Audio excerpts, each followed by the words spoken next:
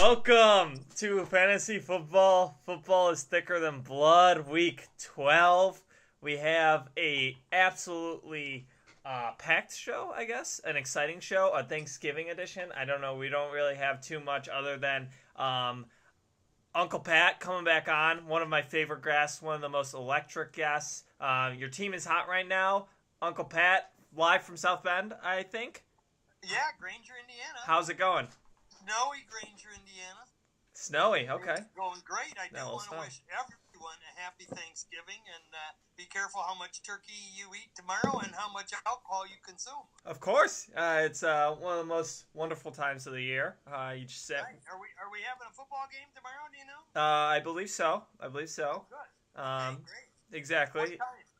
Have any idea what time? No, ask Sean. Okay.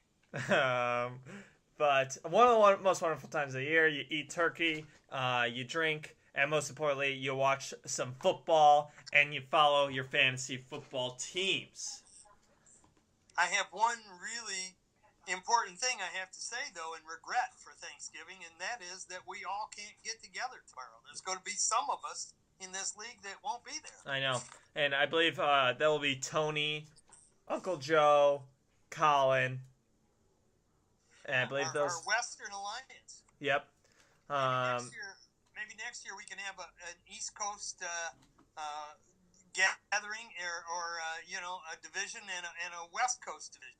Yeah, maybe. I mean, if you win it all, Uncle Pat, you can name the divisions what you like, and you've been very vocal about how you firmly believe your team is going to the championship. Yeah, well, I think I'm going to make it 2 years in a row. You know, I have learned a lot over the years in participating in the FTTB, and it is it's a learning experience, and I'm experienced now, I must admit. Yeah. So I feel wholeheartedly at this point I'm going to be not only in the playoffs, but I think I'll make it to the big dance.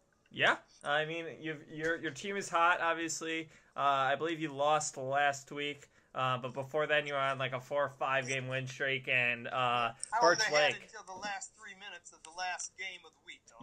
Yep, and yeah, exactly. You played Colin, and it was a close one. Kareem Hunt just getting above that point to put Colin ahead. Yeah, right, exactly. Well, I think he did the job. Yeah. I congratulate Colin. Don't hold any grudges against him beating up on his old man. Yeah, no. But I think that's a perfect segue. I think we let's go over last week's games real quick. Okay. Yeah. All right. Start the music, Tony.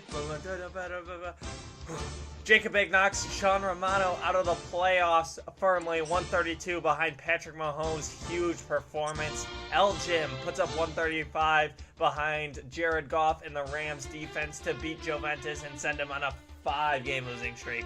Bulletin board material wipes the floor with Team Bad Hattie, who doesn't even put up a full roster, 90-44. Duke of Berkshire wins, beats out Joe Romano, even though he comes this close to making a full comeback from Tyreek Hill, 126-121. C-Mac attack, a incredible comeback, getting Kareem Hunt. Just gets that one extra point to inch out to Birch Lake, Michigan Vice lead and hand him his first loss in a long time. And Scottsdale Dadbods gets a much-needed win against Yogurt Merch, 99-73, to clinch his playoff berth. Okay, now Colin is going to talk about our playoff scenarios, and we can kick it to him in a second and who needs what, but I imagine you got some notes. Well, we have to review the standings, I think, before we kick it off to Sean. We've got in the Punter Lovers division, we have securely at the top 8-3, Jake and Bake. Thank you. We got Dad Bods running close on his tail, which I think is a real good team, and Yep. I know you're a big Dad Bods fan. Well, I have been since day one. Yeah, really, yeah. And then we have a tie at the bottom for 3. The next 3, Birch Lake, Vice Fleet. Juventus and Bulletin Board, all at 6 and 5, and then we have Team Bad Patty, of course, which I still love that team name. Yep. Go Joe. He's out of coming playoff. up in the basement, the cellar. Yep. The athletics minus Jim, or athletes minus Jim. We have Duke clearly in the lead, the big Duke boy there. My eldest son gets that lot from me. We have public enemy number 1 and Jim both tied for second place. We have Yogurt at 5 and 6. Has had some bright spots throughout the year, but struggling now a little bit. And C-Mac Attack, same thing. I like him, love him dearly, but he's almost mathematically out of the playoffs. And then but we not have yet. Phil, who I still pick. I think he's going to win these last 2 games, maybe, and get a wild card slot into the playoffs. Yeah, no, you definitely could. And then obviously Phil's team, who he did a tremendous job trying to get his team back in the playoffs, but just fell short. Obviously having the second overall pick this year, but it being Le'Veon, and Le'Veon did play, that's going to hurt your team for anyone not having a first round pick at all. And I think you could see that a little bit with C-Mac Attack's team, who also didn't have a first round pick this year, gave it to Joe Romano, whose team is having a good year. He told me that was the Monday night game between Kansas City and LA Dodgers. The Dodgers, that was the first full football game he's watched all year, and I'll tell you what, that was a historic football game. It was. That was one of the most exciting games I've ever seen in my entire life. It was. The defenses were outstanding, even though there was a lot of 105 points total scored in that one game. Yeah, no, I know. I've never seen the Dodgers score that many runs in a game ever. The Chiefs just kept coming. Mahomes was so good. Goff. The defenses were good. Both defenses got at least 1 touchdown. The Rams 2 touchdowns. It was just back and forth, back and forth. For you gambling guys out there, highest over-under of all time, and they slaughtered it. And Vegas paid out pretty dearly, I believe. And, Elgin profited from it. I profited from it. Joe Romano almost made an absolutely insane comeback with Tyreek Hill. And Colin, obviously, also profited from it. Yeah, he sure did. Well, I think everybody's curious about our playoff scenarios and who needs to do what and what's going to happen. And I think that the best way to do that is to kick it to Colin right quick with a longer edition of C-Mac Stats to tell us who needs to do what, who's out, and what scenarios are going to happen to put who in the playoffs. So we'll kick it to Colin right quick, and we'll be right back. C-Mac Stats. Playoff scenarios. All right, so we have 2 weeks left in the fantasy football regular season. There's a lot of uncertainties and some certainties that we're going to go over. I'm going to break down each team, what their implications are for this coming week, what they need to happen in order to make the playoffs, and some teams they should be rooting for and rooting against. Let's get to it. 2 teams, unfortunately, have missed the playoffs mathematically.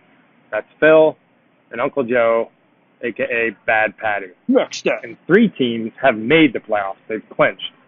These are Jake and Bake, Duke of Berkshire, and Dad Bob. Next step. So all 3 teams who've clinched at the top can still earn a number 1 seed in the playoffs, including Dad Bods. So Dad Bods is sitting at 7-4. He can still get 9 wins.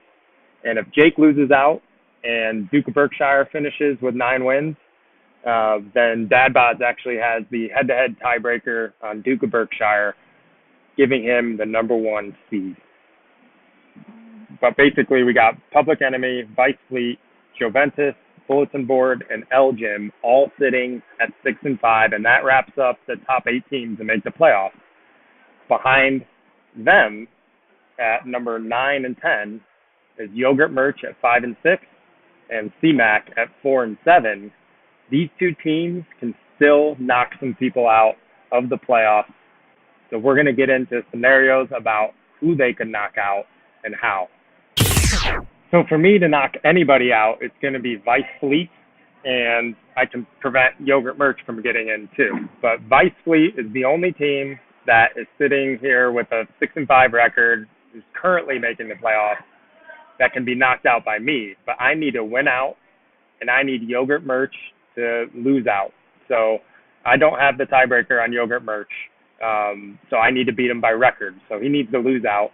Yogurt Merch does. And Vice Fleet also needs to lose out. And I need to win out.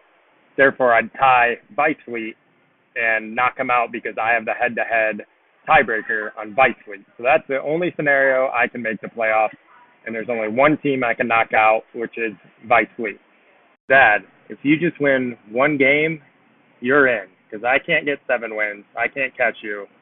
And if you have 7 wins, Yogurt Merch can still get 7 wins and tie you, but you have the tiebreaker. So just one win and you're in. Next up. Ventus, if you get 1 win, you're in. Next up. Board material, if you win, you're in. Next up. The only 3 teams that could win and are in of the teams that are 6 and 5, Vice Fleet, Juventus, and Bulletin Board material, you control your own destiny with just 1 win in the next 2 weeks. Next up. Bulletin Board, if you lose this week, then you better hope that Yogurt Merch also loses this week. If that happens, then you're in. Ultimately comes down to is the matchup between Elgin and Yogurt Merch. Yogurt Merch has the tiebreaker right now on Elgin and public enemy number 1. But if Elgin wins that game against Yogurt Merch, which everybody pretty much wants to happen, then he's in. And as long as public enemy also wins, then public enemy's in. But if Yogurt Merch beats Elgin, then neither Elgin or public enemy number 1 are safe yet. And CMAC would be out. Also, if Elgin beats Yogurt Merch, then you can guarantee that Vice Fleet makes the playoffs. From Denver, Colorado, this is CMAC Stats. Back to you, Jake. CMAC Stats. Playoff scenarios. Thank you, Colin, for that great edition of CMAC Stats.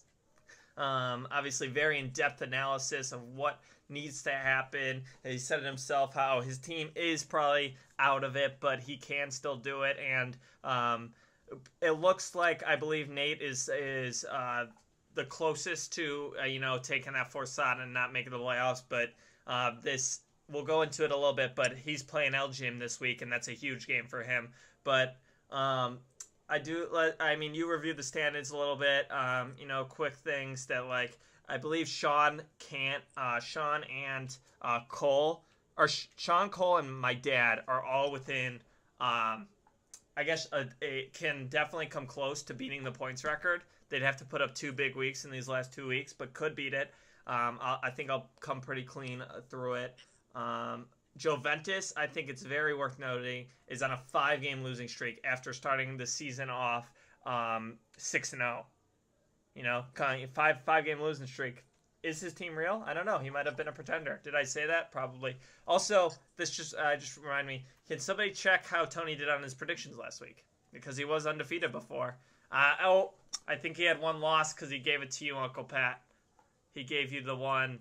Yeah, I know one of you guys picked me and one of you didn't pick me, so I don't know. I can't remember which was which. He tried to give the whole the magic. He said if I have any magic left in his picking abilities, he wanted to give it to you because you told him Antonio Brown got arrested.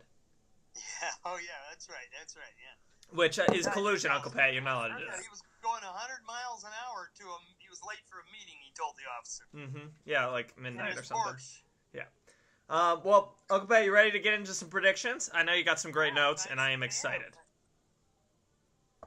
The first game I had on here was Cole versus Joey. Sure, we can do that. The line was Joe by 2.3 points. Yeah. And I picked Joey to win. Okay. Even though I hate to go against my grandson. Sure. Both are tied for their same record right now. I think ESPN is predicting the score 91 for Cole, 89 for Joe, but I'm going to go against that and pick Joe. Yep. They're both tied at their division at 6 and 5 with me and a number of other people. And, if McCaffrey can score 25 to 30 points, I think Cole can win. Yeah. And I don't know if McCaffrey will do that or not. Watson, he's got to put up 22. I think that, he put up close to that the last time, against Tennessee. Yeah. The Bears defense, number 1. Hey, you can't go wrong with that. Yeah. But he needs to pick up, Lutz is the number 1 kicker. Yep. In the whole country, and so I think that's good. And other countries. He got 15 versus Atlanta last week. Joe has can't read my own writing here. That's okay. Oh yeah, he's got Breeze and he's got Kelsey. Kelsey's on bye this week though, so he's going to have to pick up a tight end somewhere. Yes. There are not many that are any good available. Yep. So I'm going to take Joe in a tight matchup, but Joe is going to win it. I think I agree with you. I think that he finally rids this losing streak and gets himself back on track before the playoffs. He does need to pick up a tight end, but the Saints are so hot, and he has two of their top scorers in Breeze and Kamara. Lindsey, I do think Phil won that trade, but Lindsey has improved his second running back slot a little bit. And Tennessee is strong. Their team is looking a little better. They beat the Patriots. So I don't know how much Lamar Miller is going to get, but also on the other side, I don't know how much Deshaun Watson is going to get. And McCaffrey is so up and down. You just never know. I think that he has to have a big week for McCaffrey and Odell to come close in this one. Yeah, exactly. And, they're so up and down. McCaffrey, he's one of the top backs in terms of fantasy points, but, he's not very consistent. So one week he'll have 20, the next week he'll have 6. So you just never know with him. And the other thing that I think we have to consider is Joe and Hannah's relationship. Yes. It gets heavier and heavier. She's becoming more and more of an influence on his team. Yes. And I think that's, probably in a good way. Yeah, no, it could be. Or it could be in a bad way because he may have let her have influence and then he went on a 5-game win streak. So it was either she didn't have, hole in one, Uncle Pat, nice brag, humble brag. Yeah, did I ever show you this pillow? Yeah, I have had 2 hole in ones. This is the pillow Kathleen got me in remembrance of this particular hole in one. Only 14 years ago. I was playing with one of Colin's football teammates. Oh, yeah? In that round of golf. So which one? Which teammate? Colin on the telephone telling me, hey, I'm playing with your dad, man. He just shot a hole in one. That was pretty funny. Which teammate? Tyler Imes is his name. What do you know what he's up to now? No, I think he's in the military, actually. I don't know. His grandpa and grandma have a place on Birch Lake. His grandpa died, the guy I was playing golf with. I sail against his uncle every week, too, up at Birch Lake. Don't be afraid to live stream those or give us some live betting on those, because I know that the league is definitely interested in the sailing competitions. In the Vice Fleet's performances? Yes, definitely. Yeah, this last year I sailed one of my sunfishes. I have 3 sailboats, 2 okay. sunfishes and 1 MC scow. And I like the sunfishes better. 2 years ago I sailed the MC, bought a new sail, and I went from challenging for the lead to finishing near the top every race to after I instituted my new sail and put it on the boat, I was way last. I mean, way far behind everybody else. Yeah, like I said, I like the sunfishes better. This sail, so now I don't know what I'm going to do. Yeah, so. I don't know. I mean, I still believe in you, but if anything, that's going to help my betting odds, because then the people are like, "Oh, Pat, he hasn't been doing as well," and I know that you're like a favorite still in my eyes. Oh yeah, I'm always one of the first to cross the starting line. Of course. Unfortunately, have not been, but I switched to my sunfish boats last year. And I finished first in 4 of the first 5 races, and a bunch of other first places throughout the years. Yeah, exactly. Well, so I'm going back to the big boat this year. Okay, the sunfish. No, I'm going back to the MC. Oh, okay. All right. Next game you got Public Enemy number 1 versus Bad Patty. Yes, and I'm picking Public Enemy number 1, and I'll tell you why. Okay. Bad Patty and the Flamingos, just haven't been doing very well this year, and I think it's not even going to be a challenge. I feel that Uncle Joe has been pretty tied up with his real estate investments out there in Las Vegas and Scottsdale. And by the way, if his place in Scottsdale is ever open, he's right across from my favorite golf course in all of Arizona. Oh yeah. So, real close to where he lives. So. Do you know I shot a hole in one there once? You did? Yeah. Oh, great. Is that on miniature golf course, or it was on? It was. Yeah, it was on the putting range. I just went on the putting range and put it next and shot it. Yeah. We were playing Troon one time, and Dick Van Dyke and his brother and their family were playing, in front of us. And this was in 1992 when I was out there. And and so they had their own beer cart lady. And she thought we were part of their group. Oh, yeah? So we drank free the whole afternoon on Dick Van Dyke's bill, you know. Oh. That was pretty cool. She was cute, too. That's cool. I agree with you. I'm taking Public Enemy. I don't think Uncle Joe's going to even check his roster. Mitch Trubisky's probably not going to play. Lose streak going. Yep. Yeah. I mean, he's had some struggles this year. And I don't know if he's even going to switch up anybody in his roster. I think this is an easy win for Public Enemy #1, and I think it'll help him clinch the playoffs.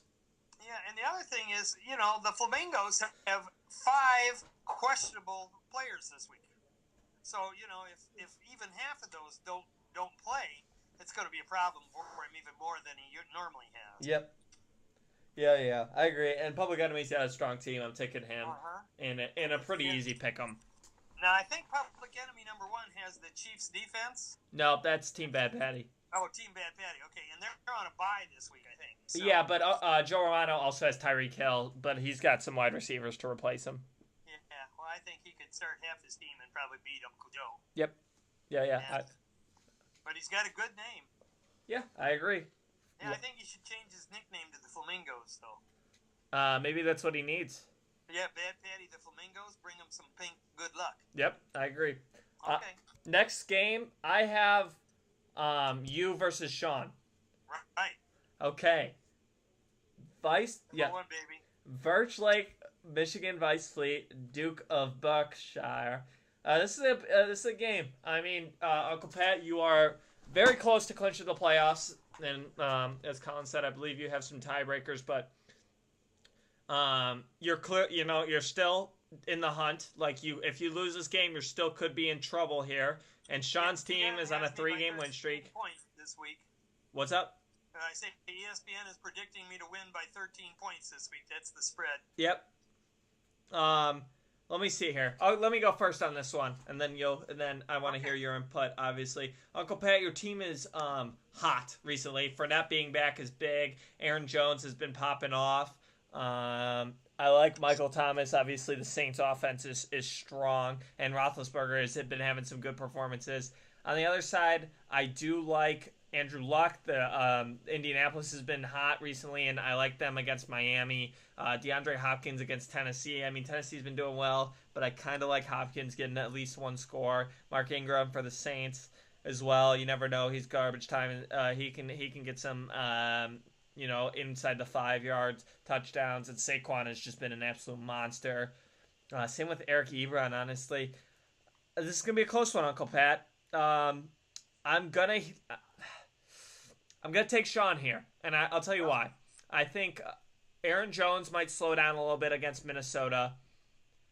I don't know if Deshaun Jackson gets a touchdown, and I like his flex and defense more than your defense. But this is all given that he puts in a kicker. If he doesn't drop anybody... So he's got to get a new kicker. Yeah. And I think if he does get a kicker that can score some points, yes, which he'll be lucky if he does, yes, I think that could even things up and it would be a close one. Yes. But I'm still picking me to win. I agree. If he doesn't put in a kicker, I think that you could take him because I think Sean needs those 7, 8, 9, 10 points in order to take you down.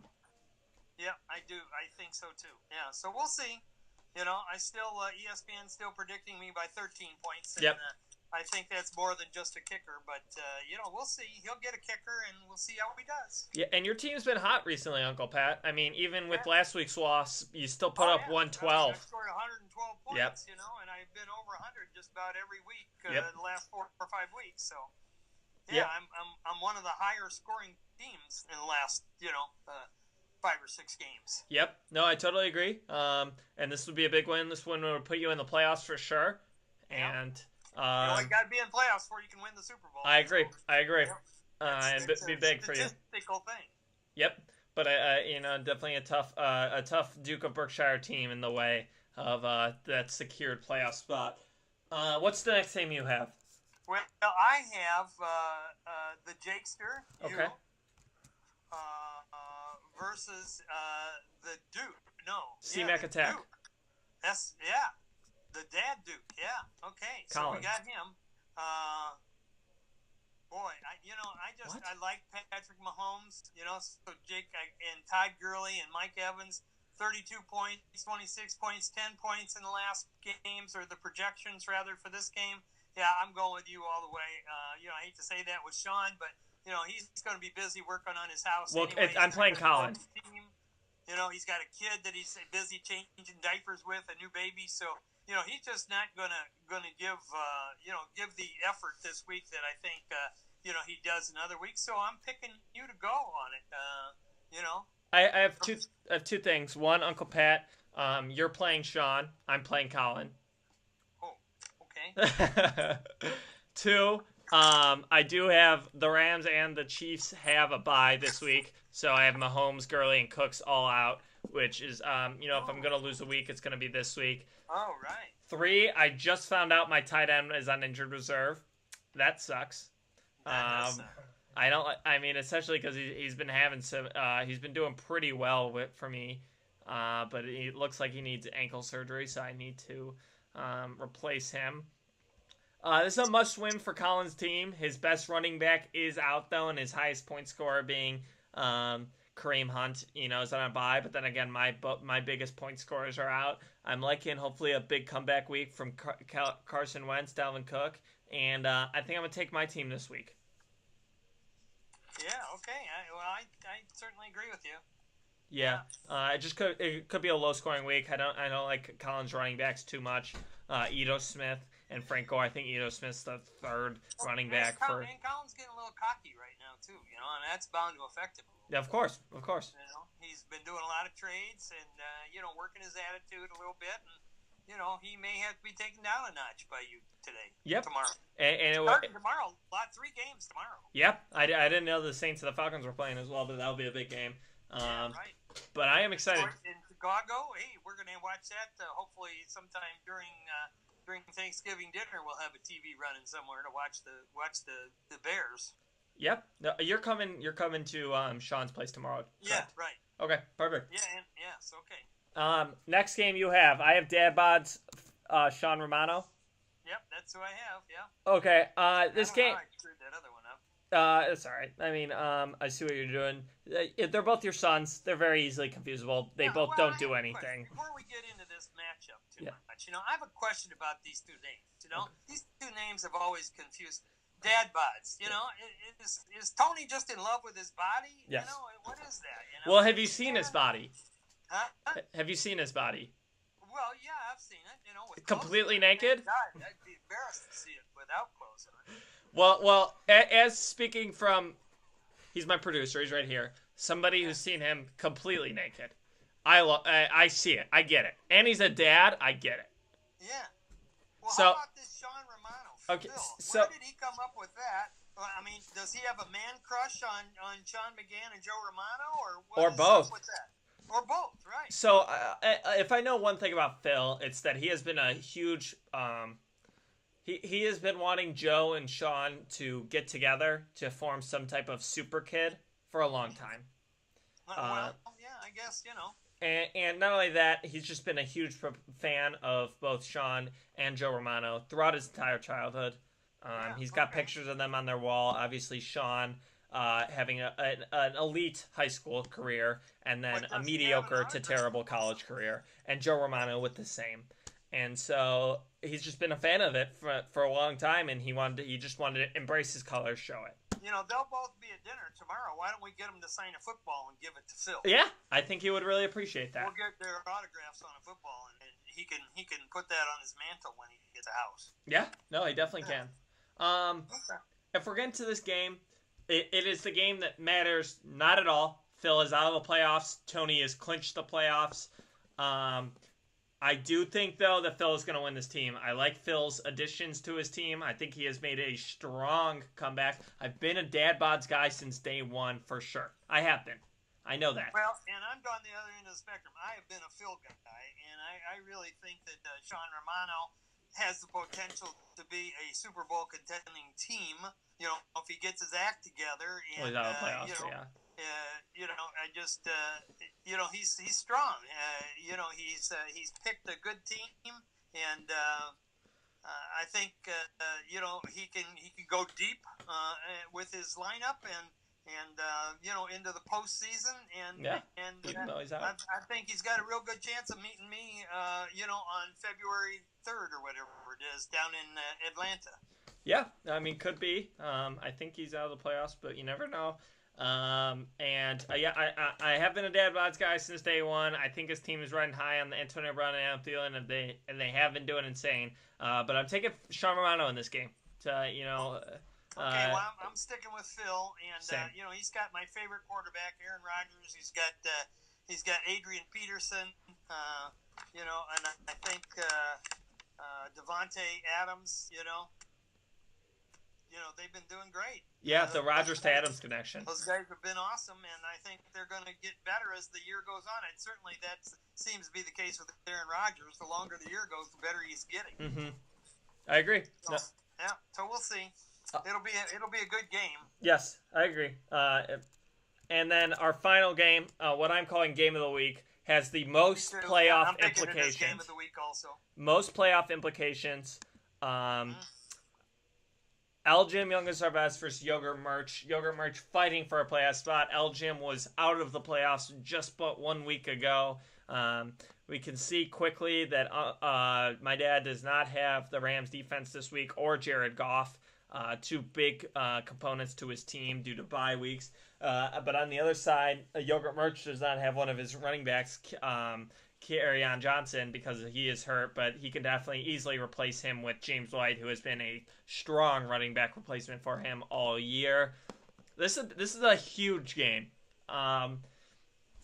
Yogurt Merch wins and he keeps himself keeps himself in the playoff hunt and almost knocks out Jim. If we're going down the roster, I mean, I do like Yogurt Merch's team. I like his running backs and Joe Mixon, and I assume he's going to put James White in there. Matt Ryan is a pretty good quarterback. His wide receivers are a little weak, but I can see one or two of them grabbing a touchdown. On the other side, I do. Alshon Jeffrey's got to get back to his midseason form. He does.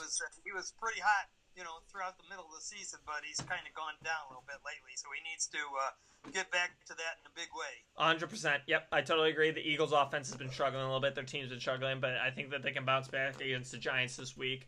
On the other side, Nick Chubb and Ezekiel Elliott are some of the bigger players for my dad. Anthony Miller has been huge for the Bears' offense, and he's been grabbing some touchdowns the last couple of weeks for my dad. He's just been getting open. And Zeke's just been on a tear as the Cowboys are looking to come back this week against Washington. This is a close game. He's got to get a D, though. That's going to be key.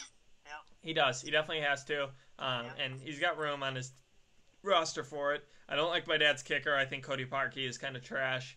And A.J. Green could maybe come back, but if A.J. Green is questionable, he has to move him off of the injured reserve list, and so that will force him to drop somebody on his team regardless, and then he has to drop somebody to get the defense.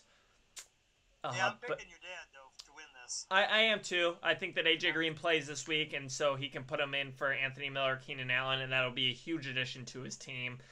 Zeke's been on a tear, and Nick Chubb has been a very good find for him. I think that Russell Wilson maybe has a good week this week. He's not been as strong this year, but he's been pretty consistent the last couple of weeks. And I'm taking my dad, and I think that would knock out Nate from the playoffs in his first ever year. Your dad is a seasoned veteran, Super Bowl champion veteran. 2 times. And that's got to count for a few points every week. Of course. No, it definitely does. He knows what he's doing. And I think he's going to secure a playoff spot tonight, or this week. Yeah, well, it's going to be an interesting weekend, that's for sure. An exciting weekend. Like you pointed out earlier in the standings, we have 5 teams at 6-5, which is absolutely insane. Thank you for reading those standings. Nate is on the borderline, and Colin, though, even though he's 4-7, he is not technically out. He can win 2 and make a huge comeback. And it's been a high-scoring year for fantasy football. I want to say the highest scoring of all time. I'd like our stats department to check that out. But it's been a lot of fun, and it's coming down to the wire, and I'm excited to find out. Well, if the game Monday night is any indication as to how the rest of the year is going to go, I think these young guys, like they said, Goff and Mahomes. Mahomes, right? Yeah, those guys. I mean, they are just awesome. They're Yep. just awesome. That's all there is to say about it, you know. And the Bears quarterback there, he's been been on a tear lately too. So, I think the league is in good hands. It seems to be drawing big crowds, good TV ratings, and more power to them. Yep, I agree. I totally agree. I'm excited to find out what happens, and I will be comfortably awaiting an opponent in the playoffs as I have clinched a spot. I have to obviously plug myself that I am going to break the points record this week, most likely. I need 49 points, so hopefully I can do that. And Uncle Pat, it was a pleasure having you on as always. I love having you on. Yeah, well, I knew you were going to plug that as well. Real quick, why is Notre Dame not going to win the national championship? They are going to win it. Okay. I think they are the best right now, the best team in college football, bar none. Alabama, they can have their SEC down there, but Notre Dame, if put head to head with them this year, is going to make a hell of a difference than it was the last time they played in 2012 in the national championship game. Really? Notre Dame is a complete team. They're hitting on all cylinders, with the exception they still have a few penalties they need to get over. But if they can get clear of those few penalties that hurt them at tough times, I think they're going to do great. They're putting up big numbers against strong opponents. Stellar, one of the best defenses I think that's ever played the college game of football. Yeah, probably. I mean, they're coming close to teams like as strong as Pitt. You never know. They're firing on all cylinders. Whereas Alabama is just clearly a flawed team. Yeah. Well, on ESPN's Dan Patrick show earlier this week, they ranked all the standings of the top 25 teams, the difficulty of their season schedule based on current ratings and stuff. And Notre Dame has beaten 4 top rated 25 teams, and their schedule was rated the hardest in the country. Really? Okay. Yep, they were the number one difficulty in scheduling. And they're undefeated still. And they're undefeated, right? So, yeah, we'll see. It'll be an exciting next couple of months to watch Notre Dame football. I think the national championship is sometime January 8th or 11th or something like that. Yep. So, yep. Yeah, it'll be fun. Yep, it will be. Uncle Pat, any last words, comments about this week? Happy Thanksgiving to everybody. Of course. As I said before, don't drink and drive and that stuff. Of course. Uncle Pat, I will see you tomorrow. Everybody, best of luck in week 12. Happy Thanksgiving. A great edition of the show. And best of luck, everybody. And we will see you next week.